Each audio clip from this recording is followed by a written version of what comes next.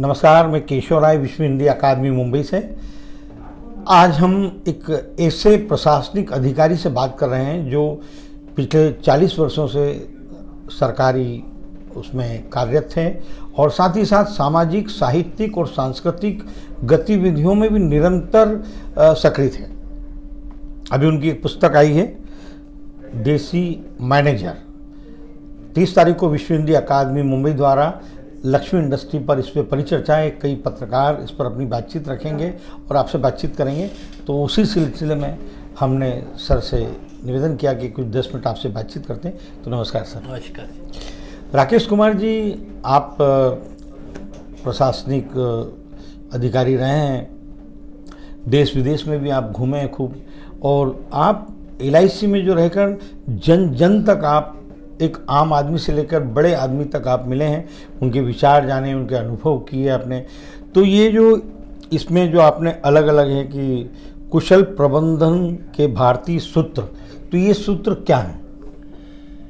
देखिए, एक मज़ेदार बात है कि विश्व में हमारा जो GDP में शेयर था, कभी लीडिंग हुआ करता था। 1000 में हम 27% थे, तो 2000 में हम कहाँ आ गए? तो प्रबंधन हमारे यहाँ पहले से था। एक छोटी सी घटना लें कि एक छोटा दुकानदार भारत में जब सामान तोलता है तो उसके बाद वो थोड़ा सा एक्स्ट्रा डालता है।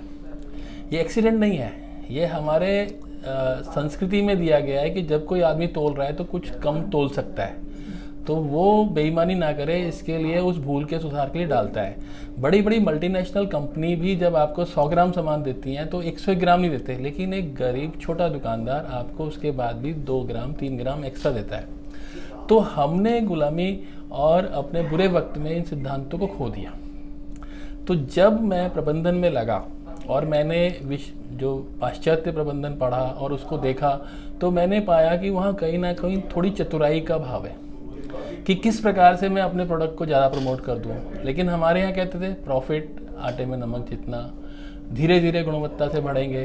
तो मैंने ये पाया कि अगर भारतीय प्रबंधक भारतीय संस्कृति से सीख कर और उसमें पाश्चात्य संस्कृति के अच्छे गुण डाल ले तो वो पाश्चात्य के मैनेजमेंट से बहुत आगे चला जाता है। तो इन अनुभवों को मैंने फिर आजमाया और मैं निरंतर जो प्योर वेस्टर्न मैनेजर्स थे उनको बीट करता रहा।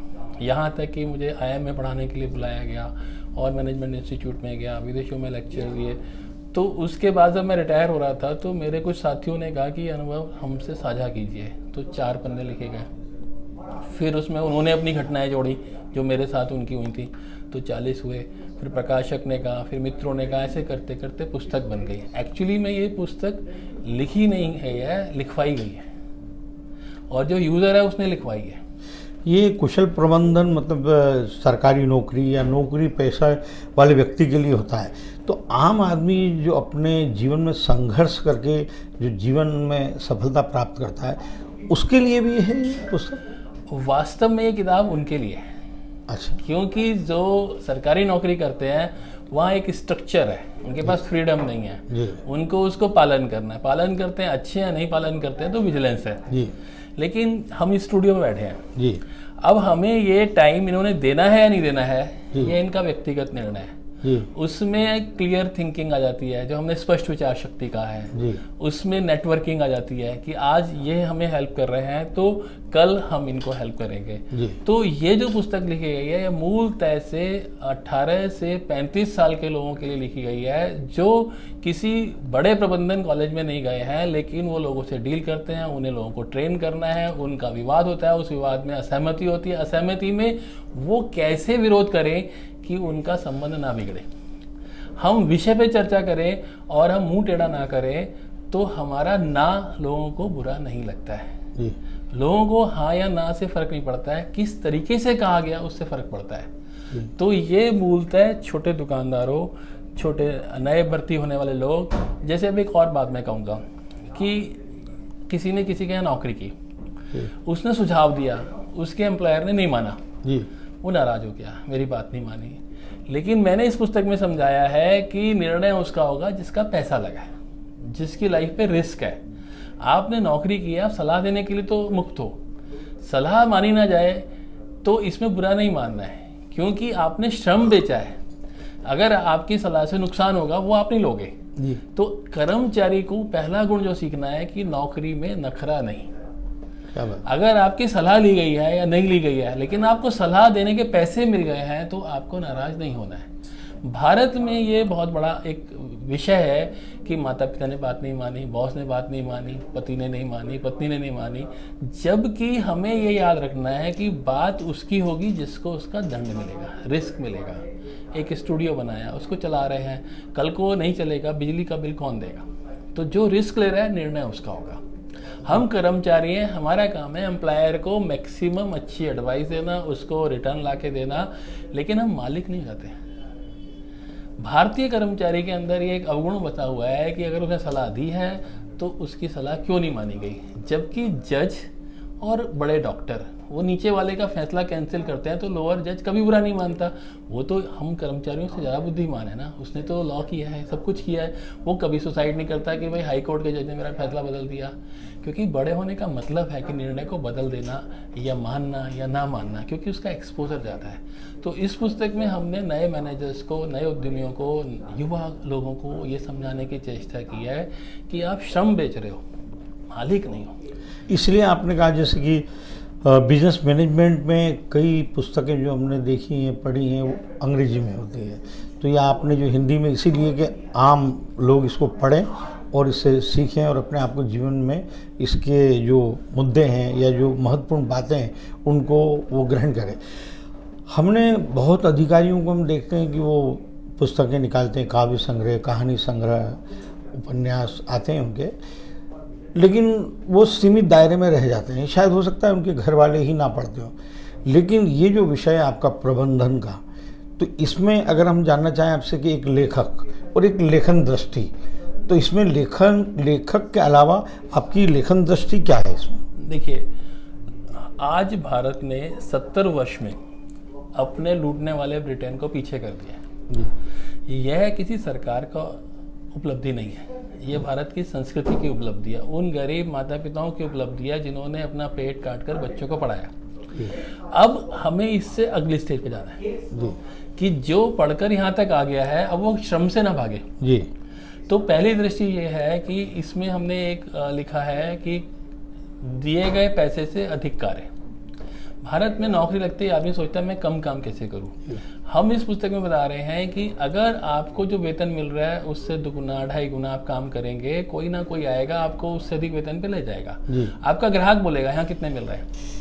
तो अब हमें अगर नेक्स्ट लेवल पे इस इकोनॉमी को ले जाना है तो हमें अब रोटी कपड़ा मकान से आगे आत्मसंतुष्टि के लिए काम करने की आदत डालनी होगी, और उसमें जो गुणवत्ता आएगी जब वो भारतीय प्रोडक्ट जो है जापानीज जर्मन प्रोडक्ट से मैच करेंगे, वो स्थिति लाने के लिए ये एक मिशन है, किताब नहीं है। हमने इसके लिए एक वेबसाइट बनाई जी, और उस वेबसाइट पर हम इंटरव्यूज़ अपलोड करेंगे, प्रश्नों के उत्तर देंगे। तो मिशन ये है कि अगर हम 5 ट्रिलियन इकनॉमी बनने जा रहे हैं तो क्या हम भीख मांग के बनने वाले हैं, क्या हम ज़बरदस्ती गिड़गिड़ा के हमारा प्रोडक्ट ले लो, या हम इस आधार पर, जैसे कि पुस्तक है हमने इसको बेचने की कोशिश नहीं की पर 4 दिन में ये 1000 बिकी, 5वें रैंक पे पहुंची। वाह। फिर ये आउट ऑफ स्टॉक चली गई तो 152वें नंबर पे पहुंची, फिर जब दोबारा छप के आई तो 72वें नंबर पर आई। क्या बात। तो ये जो गुणवत्ता है ना, इस पर फोकस करना होगा। किताब छापना, ये प्रोग्राम बनाना, इवेंट मैनेज करना, हर काम प्रबंधन है जी। और हमें वहाँ पर ये सीखना होगा, समय पर आउटपुट देना है, झूठ नहीं बोलना है, मेहनत करनी है, ज़्यादा नखरा नहीं करना है। अगर ये सब चीज़ें आ जाएंगी तो हमारे इस इतने बड़े ज्ञान को कौन रोक सकता है। हमें तो हमारी कमजोरियाँ पकड़े हैं। देसी मैनेजर, इसकी यही परिभाषा है जो आपने बताई कि इससे भी अलग हटकर है?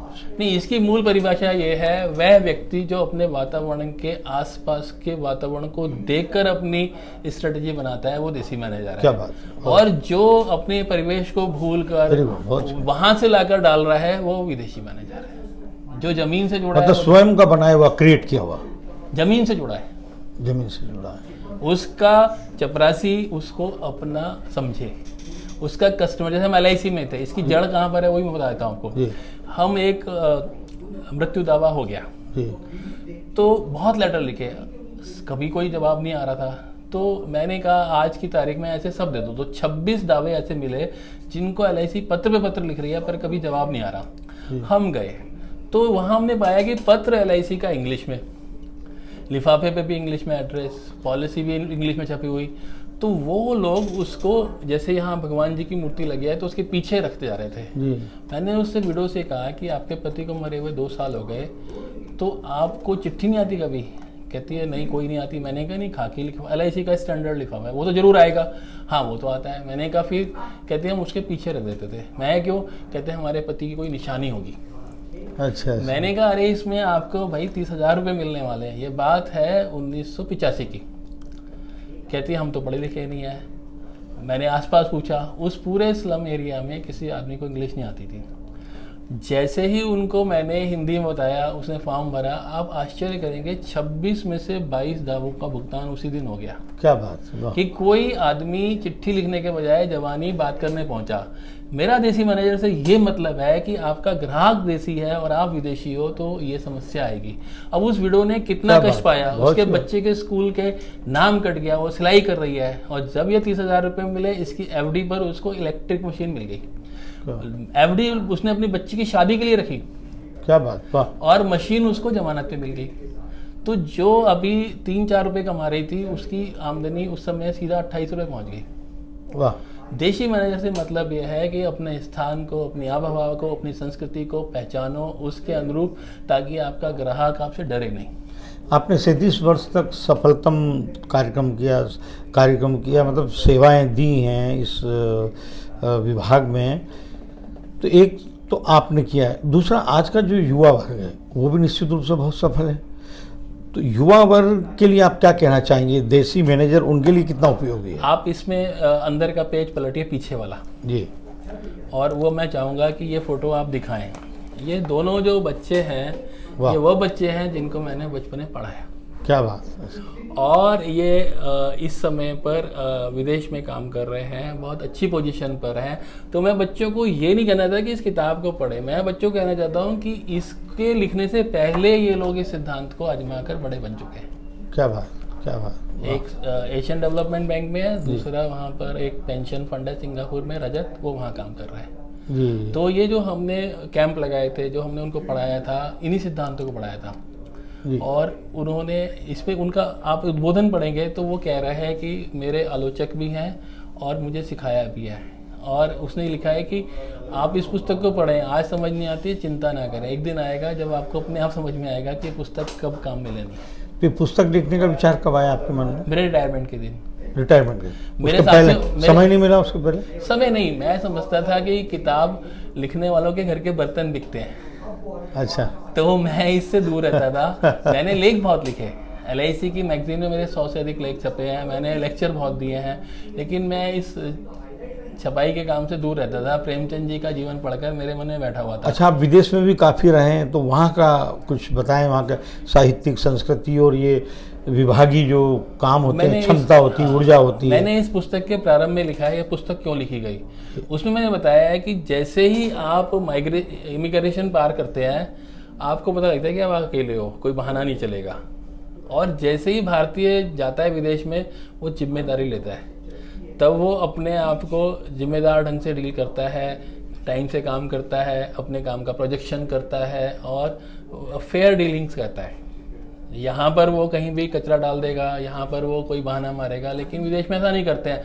तो वही भारतीय मैनेजर जो यहाँ पर घिस कर आगे बढ़ रहे हैं, वहाँ पर गूगल के हेड हो गए हैं। मैंने कार्टून भी डाला है इसमें। क्या बात है, अच्छी बात। गूगल के क्यों? क्योंकि वहाँ पर वो उस संस्कृति में जहाँ पर एक्सक्यूजेस नहीं चलते हैं। स्टॉप गिविंग एक्सक्यूजेज एक वाइन डायर की बुक है। तो मतलब एक्सक्यूज देने का मतलब आप पहले ही हार गए। भारत में हमेशा बताएंगे ट्रैफिक जैम में था, मेट्रो लेट हो गई थी, पानी भर गया था, जो कुछ हुआ था वो साल दर साल हो रहा है, आपको उसका प्रोविज़न करना है और परफॉर्म करना है। विदेशों में और भारत में ये अंतर है। मैं आपको एक छोटी घटना से बात समाप्त करूंगा कि मैं अमेरिका में बस में यात्रा कर रहा था, क्योंकि मैं देखना चाहता था। तो कंट्री साइड देखने का सबसे अच्छा तरीका है बस में जाओ, उनमें बस में टॉयलेट भी होते हैं, आराम होते हैं। तो वो लेडी जिसने मेरे को टिकट देना था, वो सीट पे नहीं थी। तो उसने मुझे आते ही डांटा कि कियोस्क से टिकट क्यों नहीं निकाला। मैंने कहा कि young lady, I am from India, I don't understand your systems. उसने कहा then it is my mistake, I have kept you waited, मैं आपके लिए क्या करूँ। मैंने कहा अरे मैं तो वैसे ही कंफर्टेबल हूँ, हमें तो भारत में आदत है। उसने कहा no no, I have kept you waiting for 8 minutes, I will give you some reward. मैंने कहा आप क्या दे सकती हैं? तो मेरे 2 बैग थे जिनका $10,000 मुझे लगेज लगना था। She waived. मैंने कहा वो पकड़ लेंगे मुझे, कहते हैं नो आई एम अथोराइज। उसने लिखा। अब इसका उल्टा भारत में आने पे देखिए, मैं आता हूँ एयर इंडिया, मेरा बैग नहीं आया, वो कहते हैं यूनाइटेड ने नहीं भेजा है, ऐसा है वैसा है, 6 घंटे लगा देते हैं। एक सिंपल रूल है कि अगर आपने सामान खो दिया है, उसका मिसप्लेस कर दिया, आप $100 दीजिए ताकि वो होटल में जाके रहे, कुछ कच्चे बनियान कपड़े पहने और रहे। लेकिन 6 घंटे लगा दिए, और वो जेब से नहीं जाना पैसा, रूल है, उसके लिए लोडिंग है आपके किराए में। लेकिन भारत में ये एक विकृति है कि हम चीज़ों को टालते हैं। जी जी। ये अवगुण हट जाएगा तो हर आदमी हमसे काम करना चाहेगा। ये देसी मैनेजर तो सर सफल हो गया, पहला संस्करण, इसका अब दूसरा संस्करण कब आने वाला है? इसका अब ऐसा किया गया है कि ये ऑन डिमांड रोज छप रही है। अच्छा, तो दूसरा संस्करण अभी ये चलता रहेगा? हाँ, ये चलता रहेगा। मेरे पास कुछ बहुत अच्छे फीडबैक्स आए हैं, ये उनको मैं अभी समराइज कर रहा हूँ, और इसमें हम 8 नए पेज जोड़कर लगभग 1 महीने के बाद इसको संशोधन तो आने वाले दिनों में दूसरा संस्करण भी तो आना है सर? पक्का। पक्का ना।